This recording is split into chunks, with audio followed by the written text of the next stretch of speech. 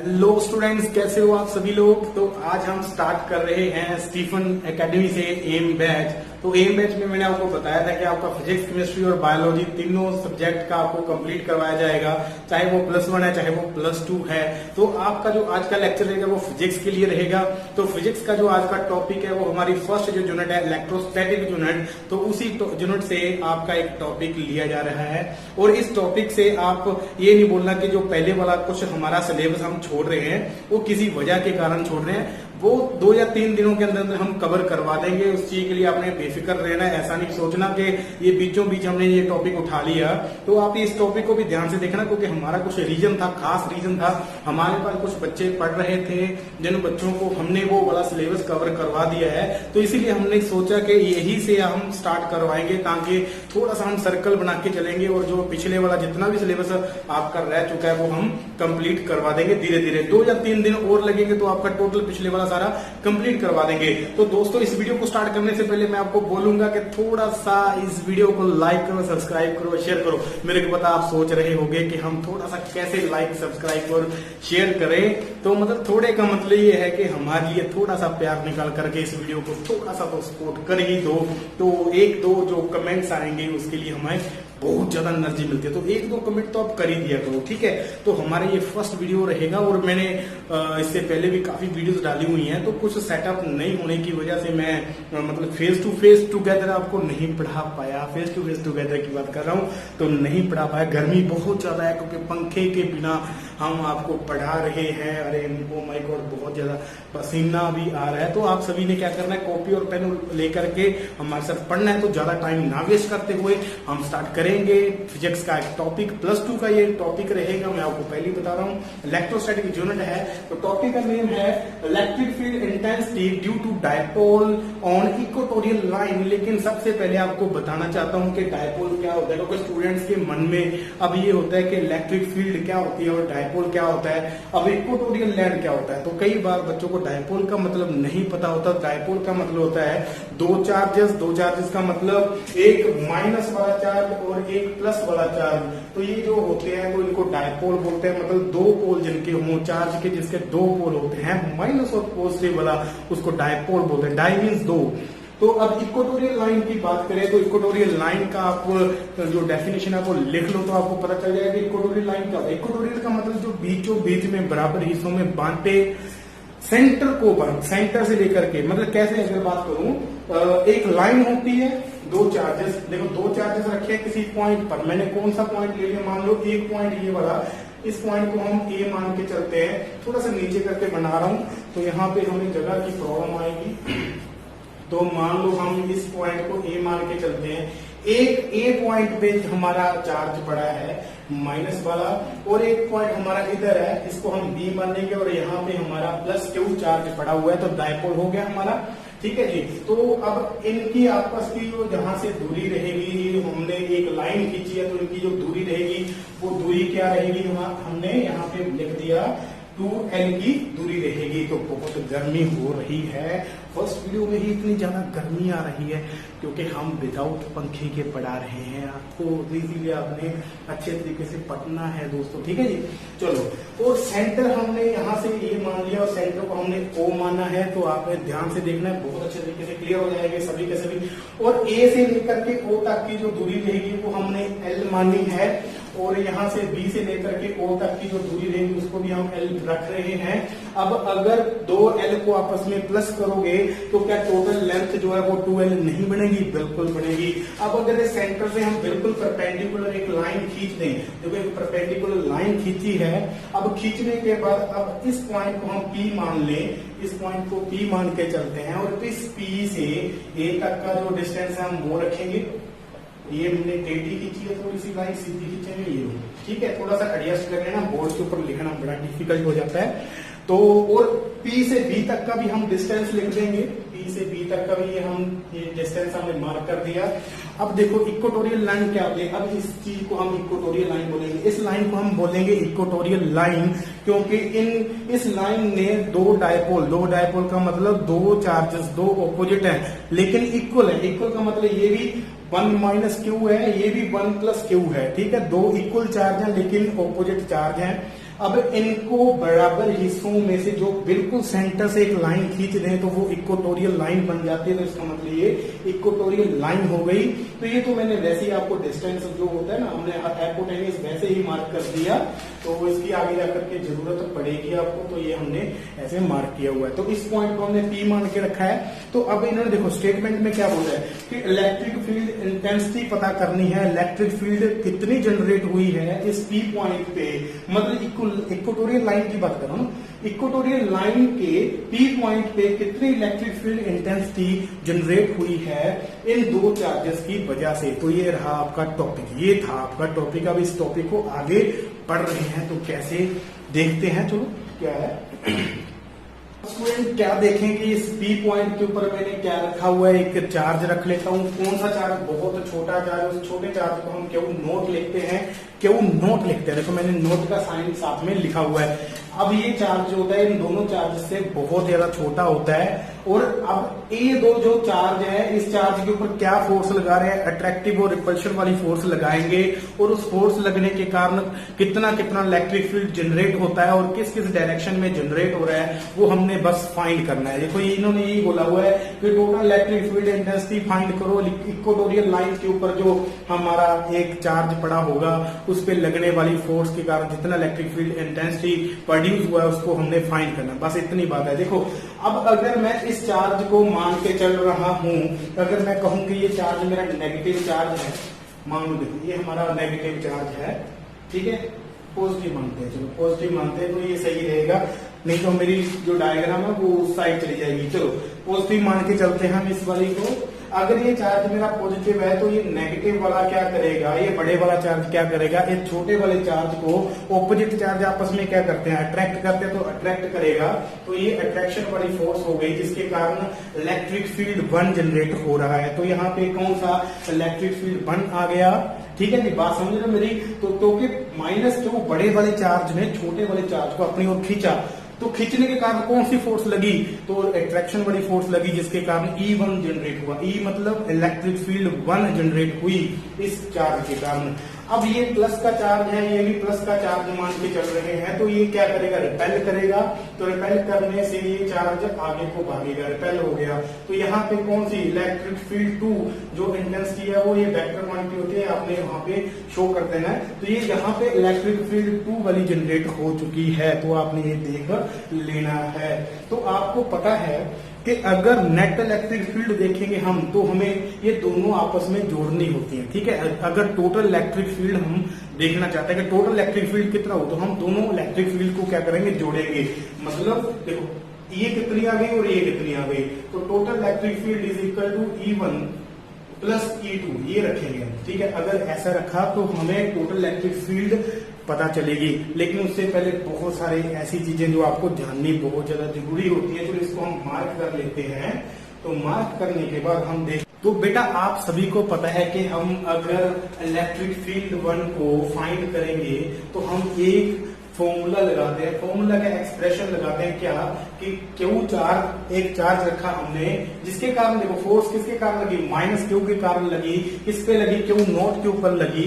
तो यहाँ पे हमने क्यू चार्ज रखा और नीचे लिख दिया 4πε0 r² लिख दिया। अब ये r² क्या है, ये डिस्टेंस की बात हो रही है। अब डिस्टेंस कहाँ, कौन से डिस्टेंस की बात हो रही है कि किस वाली डायरेक्शन, किस वाली डिस्टेंस पे ये जो इलेक्ट्रिक फील्ड 1 है वो जनरेट हो रहा है। तो अगर आप देख रहे हो तो P से A तक का जो डिस्टेंस है ये कवर हो रहा है, ठीक है। मतलब इलेक्ट्रिक फील्ड इंटेंसिटी अगर मैं बात करूं P से A बल आ रही है, P से A की ओर आ रही है, आपको दिख रहा है ये P से A की ओर अगर इलेक्ट्रिक फील्ड इंटेंसिटी आ रही है तो यहाँ पे आप लिख भी सकते हो कि अलोंग PA, मतलब जो ये जो इलेक्ट्रिक फील्ड इंटेंसिटी 1 है ये P से A बल आ रही है, ठीक है। तो अब ये R2 की जो मैं बात कर रहा हूं, ये जो डिस्टेंस है, तो अब ये डिस्टेंस PA का डिस्टेंस बोल रहे हैं, लेकिन यहाँ पे PA का डिस्टेंस हमारे पास नहीं गिवन है, तो हम इसको फाइंड करेंगे। तो फाइंड कैसे करते हैं तो देखते हैं। पहले हम पसीना थोड़ा सा पोंछ लें, हमें गर्मी आ रही है, ठीक है। तो आपको पता है कि पाइथागोरस जो थ्योरम होती है तो यहाँ पे हम अप्लाई करेंगे, ठीक है जी। पाइथागोरस थ्योरम को हम यहाँ पे अप्लाई करेंगे। क्या होता है, देखो आपके पास बेस भी है, आपके पास परपेंडिकुलर भी है, आपके पास हाइपोटेनियस है, लेकिन आपने हाइपोटेनियस की क्या करनी है, वैल्यू फाइंड करनी है। तो आप जब वैल्यू फाइंड करोगे तो क्या फॉर्मूला लगाते हो आप, तो आप देखो यहाँ पे लिखोगे P A is equal to under root में आप लिखोगे ए ओ का स्क्वायर प्लस ओ पी का स्क्वायर। ठीक है जी। तो यहाँ पे आप उनकी वैल्यूज पुट कर दो, क्या आएंगी वैल्यूज आपकी, तो यहाँ पे आपकी वैल्यूज आएंगी, ए ओ की वैल्यू क्या है, L square plus R square. R square किसका है, तो हमने ओ पी को हमने इस वाली डायरेक्शन को हम क्या मान के चल रहे हैं, ये वाली डायरेक्शन डिस्टेंस कितना हो गया, ये वाला डिस्टेंस हमारा आर हो गया। तो यहाँ पे हमने वैल्यू पुट की, तो इसका मतलब पी ए की वैल्यू कितनी आ गई, ये वाली हमारे पास वैल्यू निकल के आ चुकी है यहाँ पे। बस फिर बात खत्म हो गई। अब यहाँ पे हम क्या करेंगे, पी की वैल्यू पुट करेंगे, इसको आप नोट कर लो क्योंकि ये वैल्यू हमारी आगे काम आएगी। तो यहाँ पे अगर मैं यहाँ पे देखो आप, अगर आर जो होता है डिस्टेंस होता है कि इलेक्ट्रिक फील्ड का डिस्टेंस क्या है, पी ए है, तो यहाँ पे मैं क्या लिख सकता हूँ, पी ए स्क्वायर लिख सकता हूँ। तो ये हमारा यहाँ पे पी ए स्क्वायर हो गया। तो पी ए की वैल्यू हमने क्या निकाली थी, तो पी ए की वैल्यू हमने निकाली थी, वो यहाँ पे पुट करेंगे। अगर आपने कॉपी के ऊपर लिखा हुआ है तो आपको कोई दिक्कत नहीं आएगी, तो लिख लो साथ साथ में। तो आपके पास था अंडर रूट में R square plus L square का होल स्क्वायर, तो ये था। तो आप इस स्क्वायर के साथ ये वाला आप अंडर रूट काट सकते हो। तो काटने के बाद आपके पास क्या निकल के आ गया, E1 का जो आपके पास वैल्यू रहेगा, E1 का जो आपके पास वैल्यू रहेगा Q by 4 pi epsilon naught, Q by 4 pi epsilon naught. तो यहाँ पे आपका आ गया R square plus L square. तो ये आपके पास टोटल निकल के आ गया। तो आप इस वाले एक्सप्रेशन को मान लो कि आपके पास फर्स्ट इक्वेशन बन के रेडी हो गई। अब सेकंड वाली इलेक्ट्रिक फील्ड इंटेंसिटी फाइंड करेंगे। ये आपके पास फर्स्ट आ गई, तो फर्स्ट को आपने अभी रख लेगा आसाम के, ठीक है। अब सेकंड वाली इलेक्ट्रिक फील्ड को हम देखेंगे कि कैसे निकलती है। तो सेकंड वाली देखते हैं। तो वो आप यहां से इनको क्या कर दो, इरेज करो। अब देखना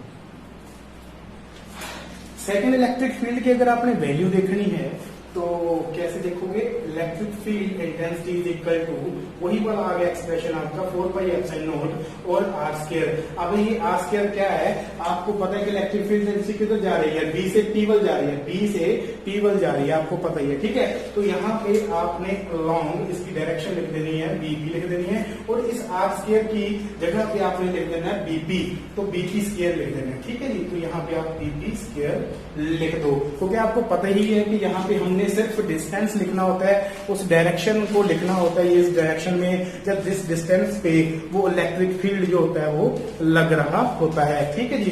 तो गर्मी ज्यादा होने के कारण ये मेरा हाल हो रहा है, तो इसीलिए आपने भी एफर्ट करना है पूरे का पूरा, आप भी पढ़ते रहो अच्छे तरीके से, ठीक है जी। चलो, तो यहाँ पे बीपी का स्क्वायर, तो यहाँ पे भी हम इसकी वैल्यू फाइंड करेंगे और यहाँ पे पुट कर देंगे। तो आपको पता ही है कि बीपी स्क्वायर, अगर ये भी तो हाइपोटेनियस हो गया, तो उसी तरीके से आपने पाइथागोरस थ्योरम लगानी है। तो कैसे लगाओगे आप, बीपी इज इक्वल टू आपका ओ बी स्क्वायर प्लस आपका ओ पी स्क्वायर, ठीक है। ये आपका निकल के आ गया। तो यहाँ पे वैल्यू पुट करो, तो ओबी का क्या आएगा, L square plus R square. तो आपको ये पता चल गया ओबी का जो आपके पास जो डिस्टेंस है वो आर मान के चल रहे हैं, तो यहाँ पे आ गया। तो आप इस वाली वैल्यू को इधर रख लो, तो आपके पास आ गया R square plus L square. तो कोई दिक्कत नहीं है, आप एल आगे रख लो, आप आर आगे रख लो, कोई दिक्कत नहीं है, मैथमेटिकली है ये।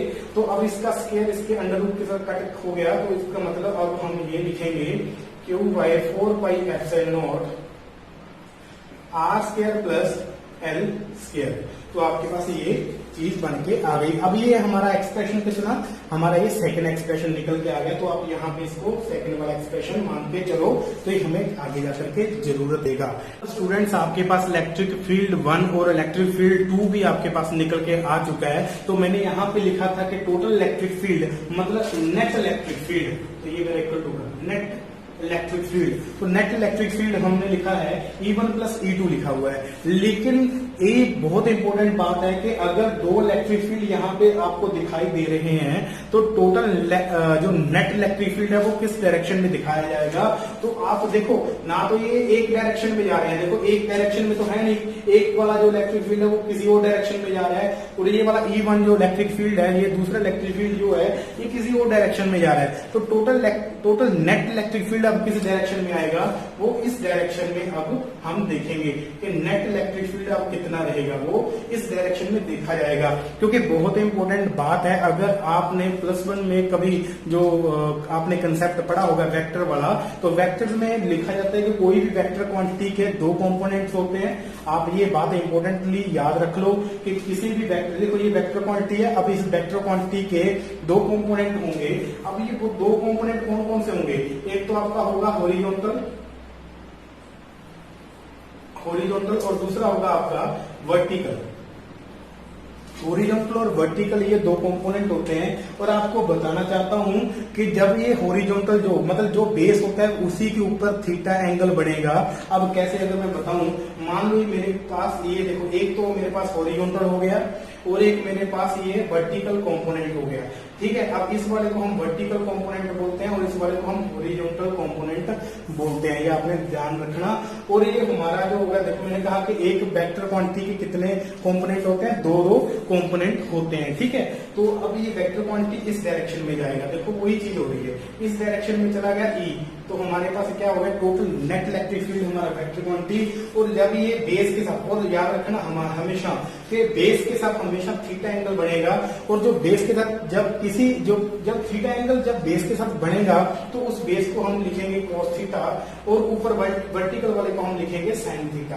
तो ये आपने बात याद रखनी है, बहुत इंपॉर्टेंट बात है, आगे जाकर के हमें काम देगी, ठीक है जी। तो आगे आपको पता होना चाहिए कि अगर मैं इस एंगल को थीटा मान रहा हूं तो ये एंगल भी मेरा थीटा हो जाएगा, ठीक है। अगर आपको ये पता चल जाए कि वेक्टर क्वांटिटी के दो कंपोनेंट्स होते हैं, हॉरिजॉन्टल एंड वर्टिकल, हॉरिजॉन्टल को हम cos थीटा लिखेंगे और वर्टिकल को हम sin थीटा लिखते हैं, ठीक है जी। तो ये मैथमेटिकली है। अगर आपको +1 का वेक्टर वाला कोई बात नहीं, अगर नहीं क्लियर है तो मैं वेक्टर वाली भी वीडियोस बनाऊंगा, तो आपने वहां पे जाकर के देख लेना है। तो अगर ये वाला हमारा थीटा एंगल हो गया तो ये भी हमारा थीटा रहेगा, क्योंकि मैथमेटिकली ये एंटीरियर और अल्टरनेटिव एंगल होते हैं। अल्टरनेटिव एंटीरियर एंगल जो होते हैं इक्वल होते हैं। अगर ये मैं इस एंगल को हम थीटा मान के चले और इस एंगल को भी फिर हमें थीटा मानना होगा, क्यों, क्योंकि ये कोरस्पॉन्डिंग एंगल्स हो गए, तो ये कोरस्पॉन्डिंग एंगल्स हो गए। तो आपको पता ही है, तो ये हमारा इलेक्ट्रिक फील्ड 1 है, तो ये वेक्टर क्वांटिटी है। तो इस वेक्टर क्वांटिटी के भी कितने कंपोनेंट होंगे, दो कंपोनेंट होंगे। कौन कौन सा है, तो हॉरिजॉन्टल है, एक वर्टिकल।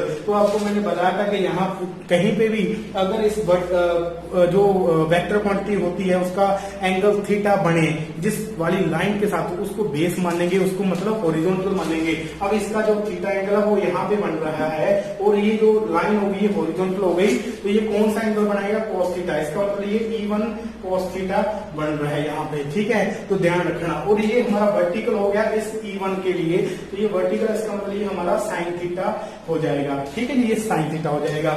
अब दूसरी बात, अगर ये वाली E2 हमारा इलेक्ट्रिक फील्ड है तो ये भी तो एक वेक्टर क्वांटिटी है ना, तो वही हो गया ना, ये सेकंड वाला वेक्टर क्वांटिटी है। तो यहाँ पे देखो, अगर यहाँ पे थीटा एंगल बन रहा है तो इसका मतलब इसका भी हॉरिजॉन्टल हो गया, तो यहाँ पे E2 cos थीटा हो गया। यहाँ पे E2 अगर cos थीटा यहाँ पे बन रहा है तो इसका जो वर्टिकल बनेगा, तो ये वर्टिकल उसका ये बनेगा, तो इसका मतलब इसको हम sin थीटा बोलेंगे। किसके लिए, E2 के लिए, E2 के रिस्पेक्ट के लिए। तो हम क्या बोलेंगे, यहाँ पे हमने sin थीटा लिख दिया है। तो ध्यान से देखना, यहाँ पे हमारा ये वर्टिकल मैंने डिजाइन किया हुआ है, ठीक है जी। तो और बड़ी इंपॉर्टेंट बात आपको यहाँ पे पता चली। तो आगे देखते हैं कैसे इसको हम डिराइव करेंगे। हमने बहुत सारी इंपॉर्टेंट बातें यहाँ पे हमने जान ली हैं, लिख ली हैं। अब इस डायग्राम को हम डिलीट नहीं करेंगे, ये जो हमने बनाया हुआ है यहाँ पे स्ट्रक्चर, इसको हम डिलीट नहीं करेंगे। अब देखेंगे कि देखो टोटल नेट इलेक्ट्रिक फील्ड हम देखनी है तो E1 प्लस E2 करेंगे। लेकिन इससे पहले भी एक इंपॉर्टेंट बात और आ रही है, क्या होती है कि वो अगर आपका, देखो मैंने आपको लिखवाया था कि ए बी डायरेक्शन क्या होता है, ए वाला डिस्टेंस कितना होगा ए से बी तक का, तो आपने लिखा था ये वाला r² plus L² under root में। और बीपी का क्या रहेगा, बीपी का भी आपका जो डिस्टेंस रहेगा वो क्या रहेगा, वो under root R square plus L square रहेगा। तो आप देख रहे हो कि दोनों केसेस में जो डिस्टेंस है वो इक्वल आ रहा है और दोनों केसेस में चार्ज भी क्या है, इक्वल है। और दोनों केसेस में अगर चार्ज भी इक्वल आ रहा है, अगर डिस्टेंस भी इक्वल आ रहा है, तो इसका मतलब तो जो हमारी इलेक्ट्रिक फील्ड 1 रहेगी और इलेक्ट्रिक फील्ड 2 रहेगी वो एक दूसरे के क्या रहेंगे, इक्वल टू रहेंगे। तो अब यहाँ पे बात बहुत ज्यादा इंपॉर्टेंट आ चुकी है। तो बात दोबारा से फिर बोल रहा हूँ, अगर आपका जो डिस्टेंस मैंने आपको निकाल के दिया था क्या, R square plus L square, और बीटी का भी हमने निकाला था कौन सा, R square plus L square. तो अगर हमारे दो चार्ज हैं, देखो चार्ज है, इक्वल चार्ज है और ऑपोजिट चार्ज है, और दूसरी बात हमारे पास जो डिस्टेंस निकल के आया दोनों इलेक्ट्रिक फील्ड के लिए वो क्या निकल के आया, वो भी इक्वल निकल के आया। इसका मतलब अब दोनों इलेक्ट्रिक फील्ड हमारे पास क्या आ जाएंगी, इक्वल आ जाएंगी। इसका मतलब बहुत इंपॉर्टेंट बात है कि क्या ई वाला अब हम डिराइव कर सकते हैं, बिल्कुल ऑफकोर्स कर सकते हैं। कैसे, क्योंकि अब देखो यहाँ पे E1 किसके बराबर आ गया, E2 के बराबर आ गया। तो यहाँ पे आपने वैल्यू पुट करनी है क्या, टोटल नेट इलेक्ट्रिक फील्ड। तो यहाँ पे आपने E1 प्लस, अब यहाँ पे भी आपने E1 लिख देना है। तो आपके पास क्या आ गया, यहाँ पे E2 पे आपने क्या लिख दिया, E1 लिख दिया। आप उल्ट भी कर सकते हो, आप E2 लिख दो, यहाँ पे E2 प्लस E2 लिख दो, आपके पास ये आ गया। इसका मतलब आपके पास आ गया total electric field is equal to 2 electric field 1, ये आपके पास 2, क्योंकि 1 और 1 आपका ऐड हो गया तो 2 इलेक्ट्रिक फील्ड निकल के आ गया। लेकिन यहाँ पे अब बात खत्म नहीं हो रही। सबसे इंपॉर्टेंट बात यहाँ पे ये है कि यहाँ पे स्टूडेंट्स, मैं जो मैंने आपको सेकंड वाला करवाया कि मैंने वैल्यू पुट कर दी, यहाँ पे मैंने E1 रख लिया, वो आपको पता चल गया होगा। अभी तक का जो सारा का सारा है क्लियर हो चुका होगा। अगर नहीं क्लियर हुआ तो दोबारा से इस वीडियो को चलाओ, आपको गारंटी से क्लियर हो जाएगा। और अब देखो क्या है कि अब यहाँ पे मैंने गलत लिख रहा हूँ, ये E1 में लिख रहा। अब देखना, अब ये नेट लिख लो, यहाँ पे नेट इलेक्ट्रिक फील्ड, ठीक है जी। अब मैंने आपको बताया कि एक इलेक्ट्रिक फील्ड दो कंपोनेंट रख रहा है, कौन कौन से, एक तो साइन थीटा और एक कॉस थीटा। तो आप देख रहे हो यहाँ पे जो साइन थीटा है वो इस डायरेक्शन में है, जो साइन थीटा E1 के लिए वो इस डायरेक्शन के लिए है, और जो साइन थीटा E2 के लिए वो इस डायरेक्शन में जा रहा है ऊपर को। मतलब दोनों ऑपोजिट है, दोनों ऑपोजिट है और इक्वल है, तो ये कैंसिल आउट हो जाएंगे, ठीक है। दोनों ऑपोजिट है और इक्वल है तो ये कैंसिल आउट हो जाएंगे। लेकिन दोनों जो कॉस थीटा है वो एक ही डायरेक्शन में जा रहे हैं और एक ही डायरेक्शन में इक्वल है, तो ये एड अप हो जाते हैं। कैसे, तो total electric field is equal to E1 cos theta plus E1 cos theta. तो आपके पास बन के आया 2E1 cos थीटा। तो ये आपके पास क्लियर हो गया होगा। तो ये हो गया आपका, ठीक है। तो यहाँ पे हमने वैल्यू जो रखी थी E1 की वो रखेंगे हम कौन सी, तो यहाँ पे हमने वैल्यू ली हुई है 2 का 2 रह गया, कांस्टेंट होता है, तो Q by 4 pi epsilon not.